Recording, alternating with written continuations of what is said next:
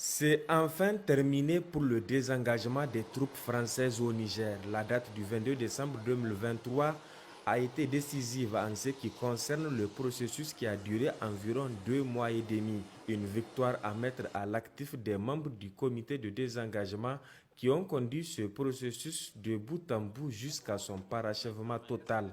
Au cours de cette cérémonie, les deux parties ont acté la fin du désengagement par la signature du document conjoint de procédure. Ce sont le colonel Maman Sani Kiaou, chef d'état-major de l'armée de terre, président du comité de désengagement, représentant le chef d'état-major des armées, et le général de division Éric Ozan, commandant les forces françaises au Sahel, représentant le chef d'état-major des armées françaises, qui ont apposé leur signature sur le document.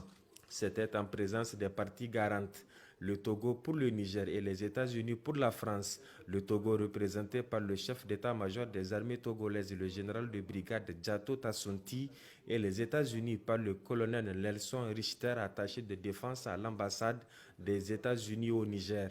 Une visite sur les lieux ayant abrité la base française, ou du moins ce qui reste de celle-ci, a permis à la hiérarchie militaire et aux membres du comité de constater que tous les matériels et autres engins des forces françaises ne sont plus sur place. Quasiment tout a été convoyé et ce qui reste est désormais concerné par la cession des emprises de la base aérienne projetée à Niamey. Les deux délégations ont mis cap ensuite sur le tarmac de la base aérienne 101 où le reste du contingent français a pris place à bord de deux avions C-130 jusqu'à leur décollage.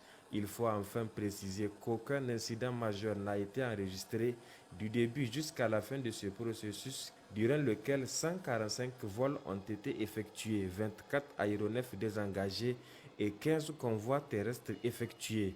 L'aboutissement heureux de ce désengagement est encore une autre promesse tenue par les autorités du Conseil national pour la sauvegarde de la patrie vis-à-vis du peuple nigérien qui tient à recouvrer sa souveraineté longtemps bafouée par l'impérialisme français.